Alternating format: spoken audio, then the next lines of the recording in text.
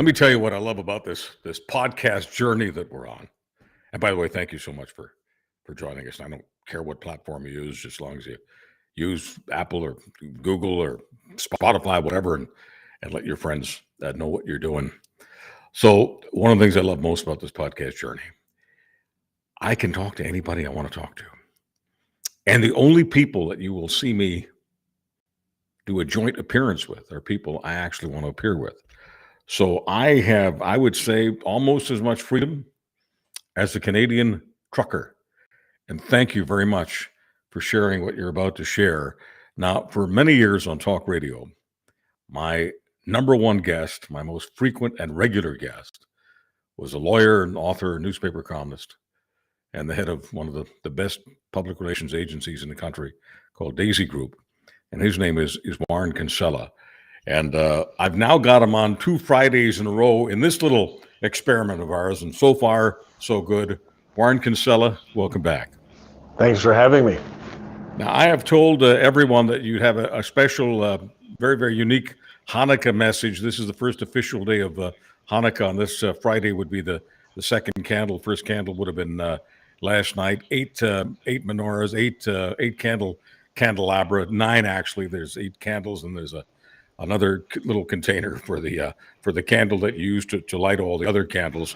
I want to talk about what went down at Congress this week with the presidents of Harvard, MIT, and UPenn, University of Pennsylvania. So 3 Ivy League schools, and how they had a tough time answering what most of us would think of as a very easy question. I also want to talk about Pierre Polito, one of the tweets that I sent out on Pierre Polito, Pierre Poilievre.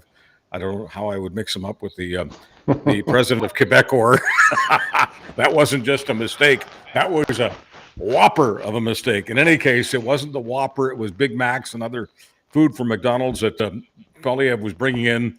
He created a tweet about that, and I did my own tweet on it. I want to discuss that as well, and of course anything else that you have that you want to discuss. But Warren Kinsella, let's start out with why you've been sending out Hanukkah messages and what Hanukkah means to you, and what you think it does or doesn't mean to the Mayor of Calgary, who's gotten herself into a major kerfuffle over Hanukkah. Yeah, I am an Irish Catholic, Charles, as you know, and what I know of Hanukkah, it's much like a Christmas tree. You know, the lights are there to communicate love and enlightenment to the world. You know, sending out that light, and that's it. And it has nothing to do with a ceasefire or the IDF or any of that. It's just about, love and enlightenment.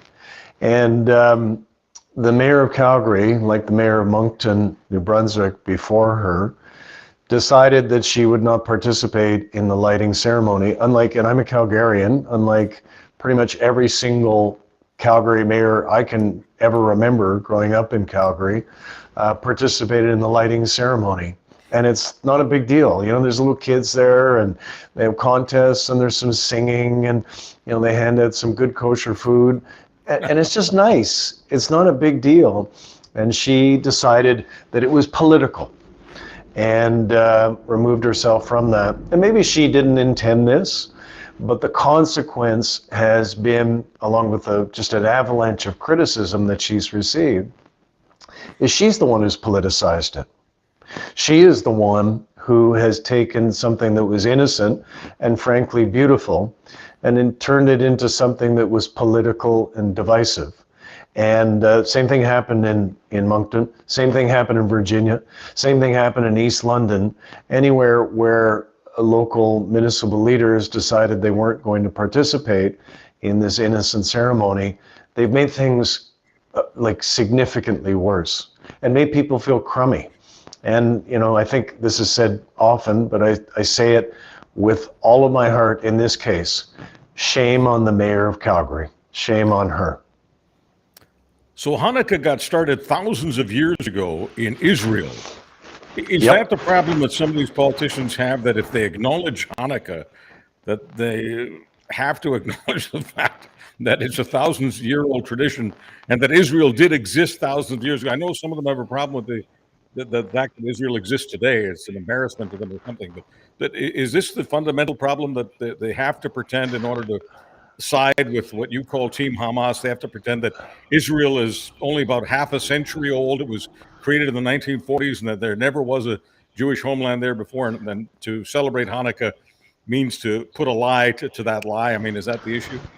I'm very glad you have asked the question in that way. Maybe you picked up on what I did. Like everybody who's Jewish and all the people who are supporters of the Jewish community, in light of what's been happening in Moncton and Calgary and elsewhere, have really felt it important to communicate happy Hanukkah messages on their social media platforms. And it's been nice. And there's all kinds of different designs you can get and so on. And I was thinking about it, and I was thinking about the very point that you just raised.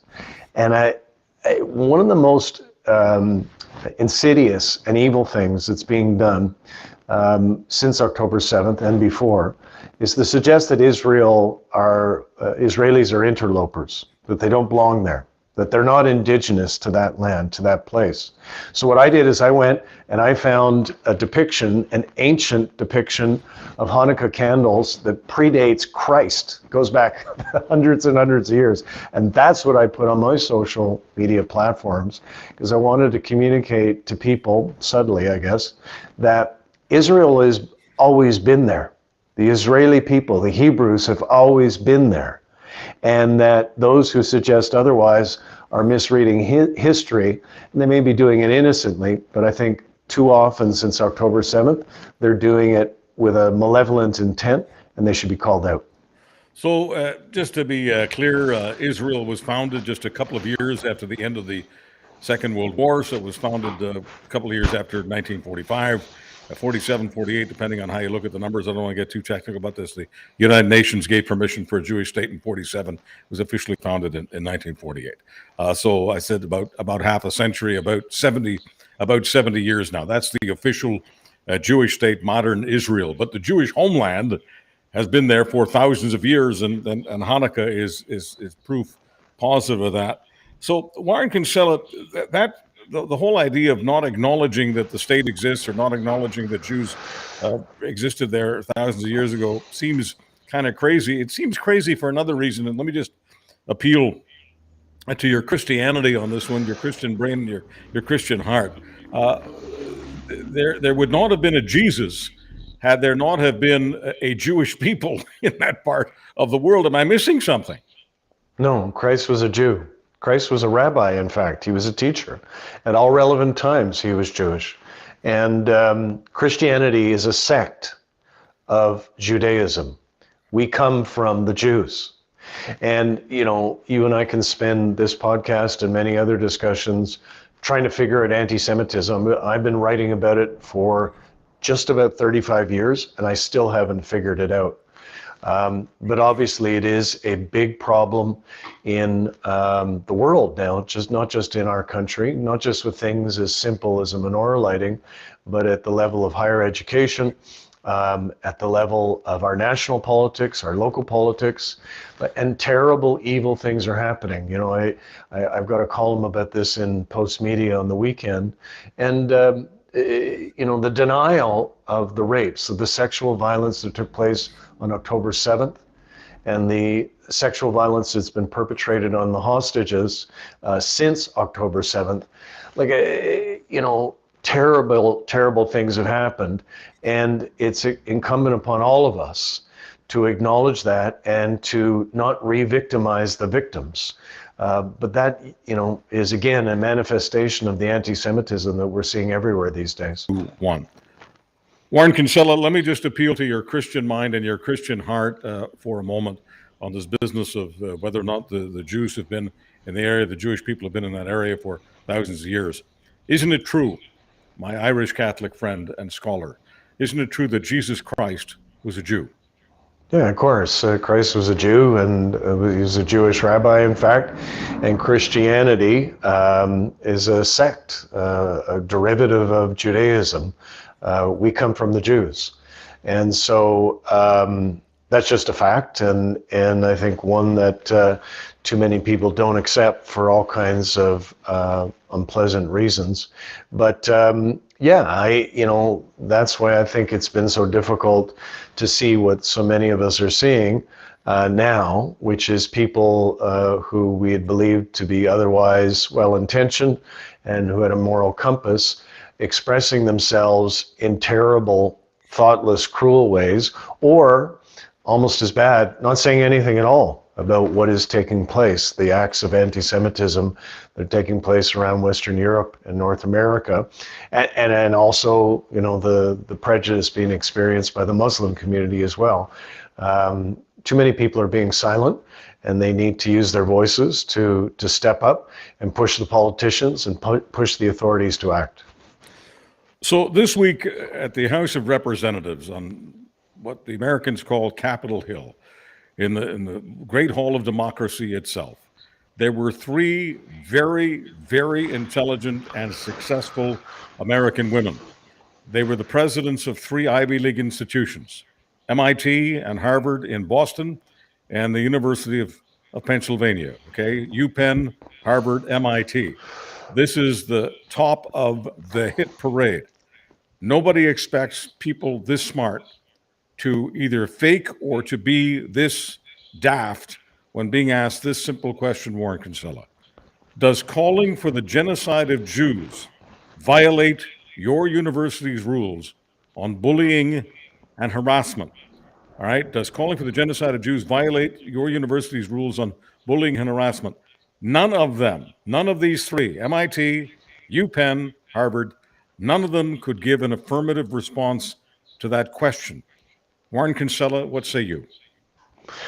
Well, I studied law and business at Harvard. And when I watched their performance, I kind of wished that I hadn't, because it was a shameful episode. And I was not inclined to be sympathetic to their interrogator. Their interrogator is a Trump-loving Republican congressperson who's kind of awful. But she did ask a very simple question to which there is an obvious answer. Does promoting genocide against Jews violate your university's code of conduct? The answer to that in all three cases, MIT, UPenn, and Harvard, is yes. Yes, it does. In some jurisdictions like Canada, it's against the criminal law to do that. So it's easy. And the three of them dissembled and prevaricated and dodged and weaved and said in every single instance, it depends on the context. It depends on the context. It does not.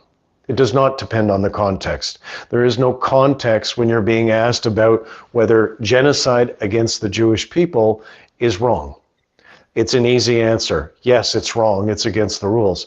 Anyway, the three of them have been scrambling in the days since because there has been an explosion of outrage, including from very prominent donors to those universities, including by people who are also in leadership at those universities, saying not good enough. So my suspicion is the three of them will not survive. But, stepping back from this, Charles, it is symptomatic of what is taking place everywhere these days since October 7th. Like the University of Alberta, the Sexual Assault Center at the University of Alberta denied that rapes took place on October 7th. A former NDP member of the provincial legislature here in Ontario, Sarah Jama, did the same thing. A Victoria City councillor, Susan Kim, did the same thing. These are egregious, overt, indisputable anti-Semitic acts that are taking place by people with power, with people with authority. And it is essential that we push back and protest what is taking place, because the Jewish people are being re-victimized again. So let's talk about that C word, context. What's the context for the difficulty that these university presidents and others, what's the context for their difficulty in responding in the affirmative to a simple question about anti-Semitism? I don't know. You'd have to ask them. I find it, I was astonished that these three very successful, brilliant women were so stupid and thoughtless to give answers like that. I can't contextualize that, but that's the word they used. Let me posit at least one theory. I've got a couple, but let me posit at least one.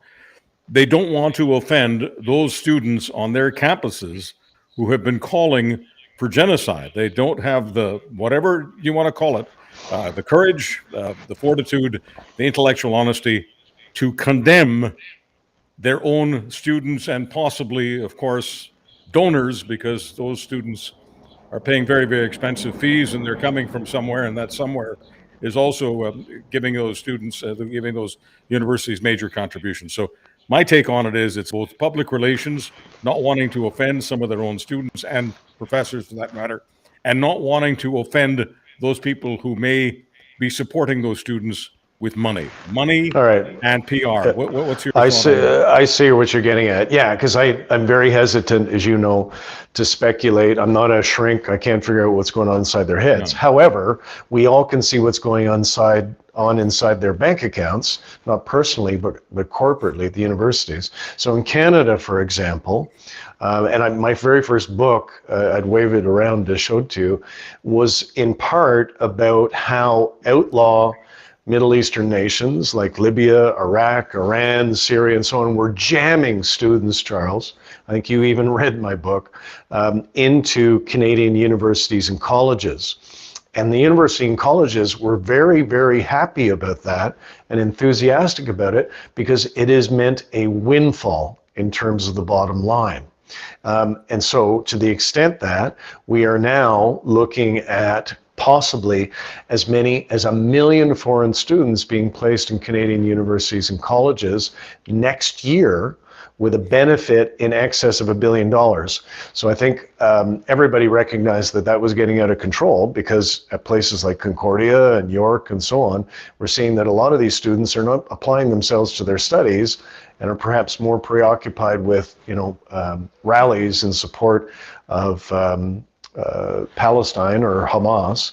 And so Mark Miller, I thought to his credit, the minister responsible federally, said this week, enough. We are going to start pulling this back because, quite apart from the fact that we have a housing crisis in the country and we can't accommodate them, we've got too much of this taking place, and the universities and colleges need to adjust their budgets accordingly. So just to be fair, I think we need to stipulate that many of the students and professors and lecturers and other members of these campuses in Canada are not from Middle Eastern countries. Many of them are born right here in Canada. Isn't that true? Yeah, Southeast Asia probably would be the most predominant number. But, when I wrote on Holy Alliances in 1992, and Joe Clark, in 1988, when he was the Minister of Foreign Affairs, said that Canada was becoming a backfill, quote unquote, for students from places like Libya. And at that point, I think I calculated that there were several $1 million at stake for about 900 students. Well, it's exploded since then. It's become big, big business to the extent that some of these colleges and universities have vice presidents whose job is only one thing, which is to go and cultivate admissions in those parts of the world. And that's a good thing, right? It creates diversity in Canada.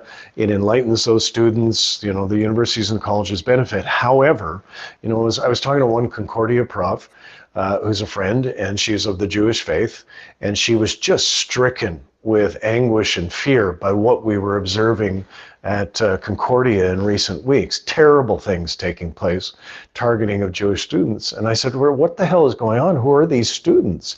And she said to me, my colleagues and I have spoken. We don't know who these kids are. We don't recognize them. We're not even sure that they are students.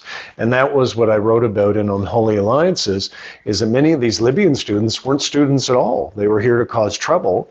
And in some cases, they were accused by the FBI, credibly, of being involved in acts of terror. So, we need to be apply a bit more critical judgment about who we're letting in to study, much in the way we do with people who are seeking immigrant or refugee status.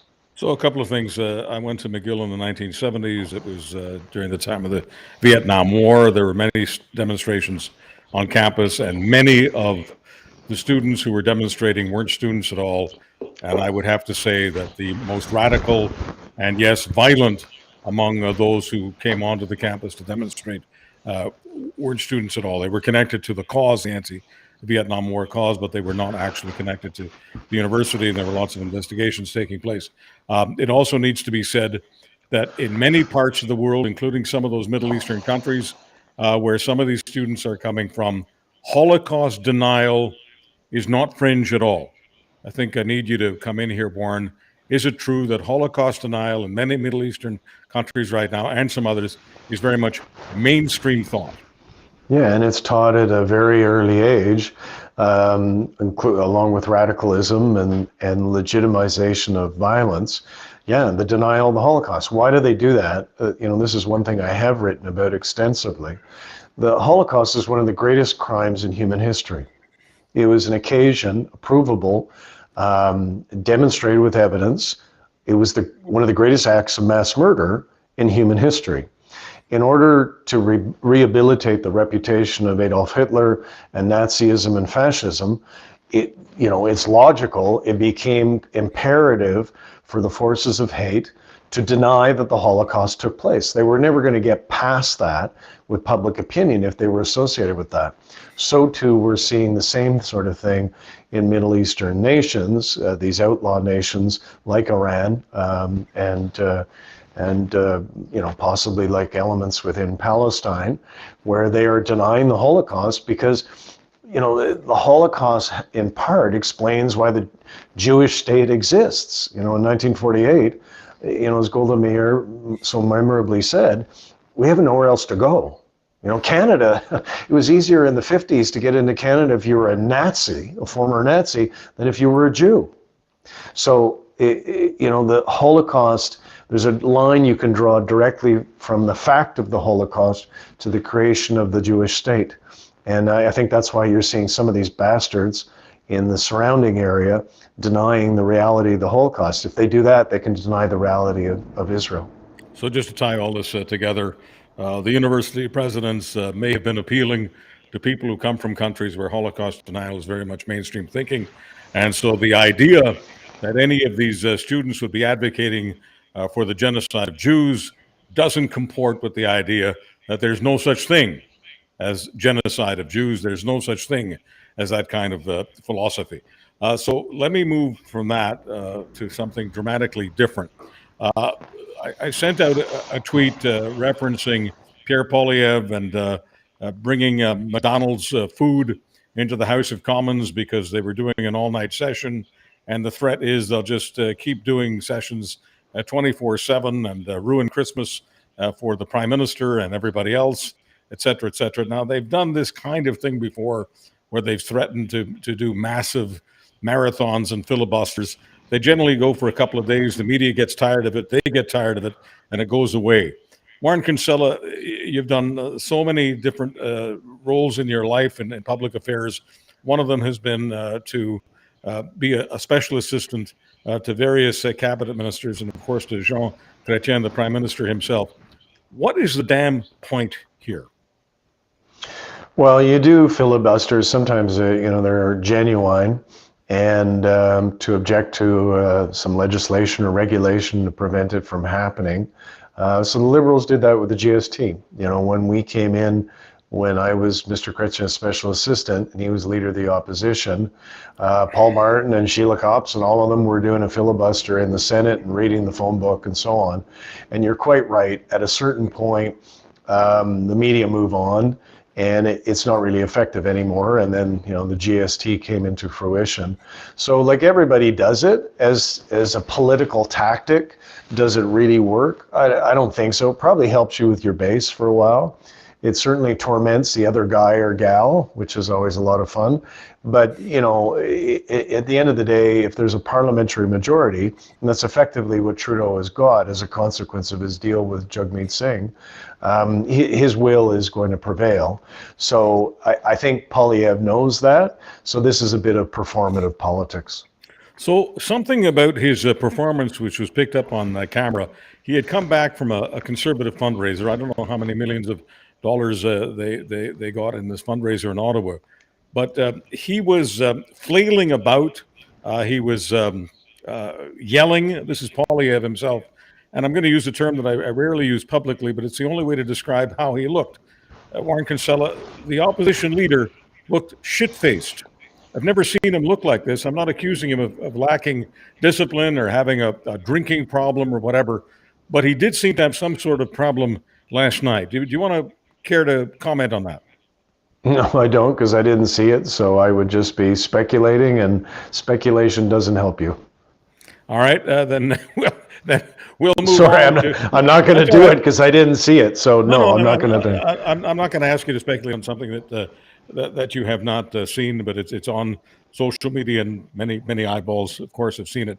And whether or not they're fans of Poilievre, they're asking why the hey is he allowing himself, and why are they, the party, his colleagues, why are they allowing him on camera, looking like someone who is very much out of control and possibly someone who imbibed too much. Anyway, I'll move on from there. Need to ask you this question about Parliament right now. You've got Pierre Poilievre making the case every day in Parliament. That's part of what this filibuster is about, is that Trudeau has to absolutely remove the carbon tax, or else they won't allow him to have a vacation. They won't allow him to pass legislation, et cetera, et cetera. At some point, just as the media and politicians may get bored of their filibuster, at some point, will this carbon tax lose gas as more and more people learn that the idea that every farmer is spending gazillions of dollars on the carbon tax, that Indigenous people are spending gazillions of dollars, and that it's costing the average Canadian, and it's driving inflation, food inflation, housing inflation. I mean, at some point when the truth emerges that this big monster in many ways, on many days, is much more of an illusion and a political device than anything else, at some point, does he move on from the carbon tax? No, I don't think he will, because it works for him. Like, there's, everybody's to blame here on the carbon tax. For starters, one of Trudeau's mistakes was calling it a carbon tax in the first place. As soon as you call something a tax, people don't like it. What they should have called it is what it is, which is a penalty on pollution. If you pollute, you're going to pay a penalty. That's what they should have, I'm in the public relations business in part. Nomenclature is important. Words are important. That's what they should have called it. In fairness to Trudeau, he had a mandate to do it. He said in his platforms he was going to have a carbon tax, and he got elected 3 times, and he was pretty clear about it. And the weird thing about public opinion with the carbon tax is when you ask people the question, and this is all Canadians, east to west, young and old, Tory, Liberal, you name it, do you believe that there should be a penalty, a financial penalty for pollution? Pretty much everybody says yes. And then the next question, obviously, is, are you prepared to pay it personally? And the answer came back, no, I don't want to pay it. Somebody else should pay it. And that is where the Trudeau guys got into trouble, and most notably in the province of Newfoundland, where a lot of people use the worst form of heating fuel, which is oil, and they took the carbon tax off of it because they were experiencing a plummet in public support. And as soon as they did that, they opened the door to conservative premiers across the country saying what they're saying, which is, well, wait a second, now I want it taken off of propane, and I want to take it off of natural gas, and so on. So I think the carbon tax, for which Trudeau had a mandate, he had a mandate to do it. Democracy ruled on it. They said he could do it. It's doomed. Because as soon as you open the door to an exception to a taxation, the taxation cannot survive. It has to be applied universally. So farmers don't pay a carbon tax. They pay a carbon tax exemption, farmers, on 97% of the fuel they use. And yet Pierre Poilievre is out there saying that the reason food is expensive, even food that much of which isn't coming from Canada anyway, that the food is much more expensive than it needs to be because of the carbon tax. I'm sorry, the only polite way I can say this is that's intellectually dishonest. Well, no, but it is true that if you're paying a carbon tax, if you're paying a penalty on the fuel that you use for a truck that moves goods to market, It is making things more expensive because the guy who's driving the truck, he's not going to swallow that. He's going to pass it on to the consumer. So it is true that there's a cost associated with it. But that's why I wanted to get back to the paradox I mentioned a minute ago. When you ask people about it, they were okay with that. They voted for that. Just when it started to manifest itself at a personal level, that's when they didn't like it. And that's where, Poilievre is zeroed in on that. You could call it selfishness, you could call it solipsism, whatever you want. Is it intellectually dishonest? Probably, maybe, I don't know, but it's working, because Poilievre's ahead by like at least 15 points in every single poll you look at. Right now, he is absolutely crucifying Justin Trudeau politically. He's killing him. I was looking at the substance, Warren. 97% of the fuel that farmers use on the farm does not have a carbon tax. They've got an exemption. Is there carbon tax on the fuel that's used to truck stuff, goods to the superstore and to Safeway and to Sobeys and to Loblaws and everywhere else? Absolutely. And it amounts, as far as food inflation goes, it amounts to 0.03%, so less than half of a percent. So to make the case that the reason we've got significant food inflation in Canada, or housing inflation, to make the case that it's connected to the carbon tax it's a bridge too far. Yeah, well, everybody disagrees with you, right? And that's politics. Well, I'm not giving you the politics. I'm just giving you the arithmetic. Yeah, and I'm giving you the politics. Like, I'm not an economist, and I always felt that from the get-go they were approaching the carbon tax in the wrong way. Up to and including how they were describing it. But I don't disagree. I don't disagree with your explanation of the politics. I guess one of the things I want to say here is, one of the things that's wrong with our politics, and you can agree or disagree with this, is I think that many people, including, I have to say, fellow media professionals, are so lazy to explain stuff, because there's this thinking that if you have to explain anything in the universe that we live in, where people have a low attention span, you have to explain anything, you lose people. Isn't that true? Yeah, but simplifying things so you can reach people, the greatest number of eyes and ears, that to me is not disrespecting them, that's respecting them. You and I and people like us are in the business of taking complex matters and explaining it to people in a way that's relevant in their lives. And that's an obligation that we've got.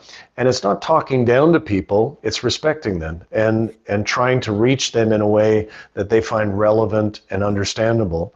And I guess that's what politicians do too, is try and tell stories in a way that people find compelling. But what I find interesting about this subject matter, the carbon tax, is in different ways for both Pierre Freudian slip, Justin Trudeau and Pierre Poilievre, it's been a winner. For Trudeau, he got elected in part because he had it. Now he's losing because of that, and Poilievre, whose party lost 3 times because they didn't have it, is now winning because he opposes it. It's weird, and it certainly tells you voters are pretty fickle. Well, I agree with you on everything you say in principle, and our job is to simplify things.